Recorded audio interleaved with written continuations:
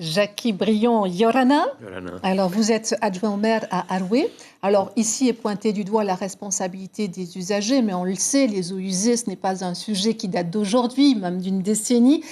On va s'intéresser particulièrement à ce collectif concernant cet assainissement qui va coûter pas loin de 5 milliards. Qui va supporter ces dépenses ? L'objectif, c'est de rendre à la nature ce qu'elle nous a donné de plus généreux, à savoir l'eau.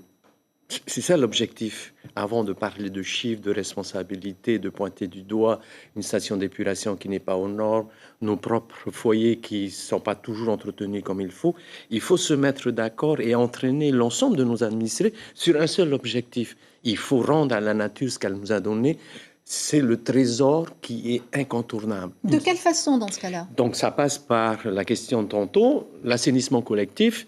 C'est un choix qui a été fait par les équipes précédentes.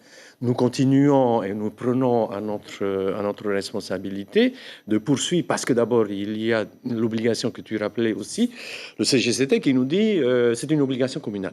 Donc ça passe par le collectif, ce sont tous les gros usagers qui seront entre Pirée et Arouet, qui seront branchés sur cette opération. Alors, les gros usagers, c'est l'hôpital, par exemple, c'est le collège de Taonnet, c'est le lycée de Taonnet, c'est aussi une grande surface à Arouet, c'est aussi les restaurants à Arouet, c'est aussi le stade omnisport de Arouet.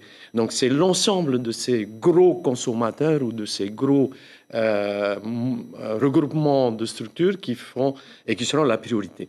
Et comme le dit le reportage, il y a une autre contribution qui est absolument nécessaire. C'est pas parce qu'on va traiter, c'est pas parce qu'on va traiter le problème de ces gros usagers qu'on aura traité l'autre déversement qui se fait de manière beaucoup plus insidieuse.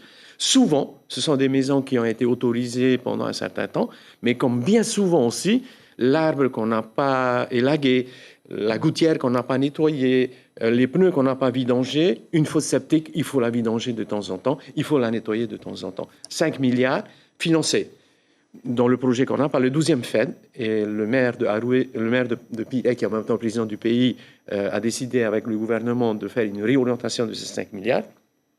L'AFD, les représentants de l'État, là aussi qu'on a rencontré il y a 3 semaines, sont d'accord pour participer au financement.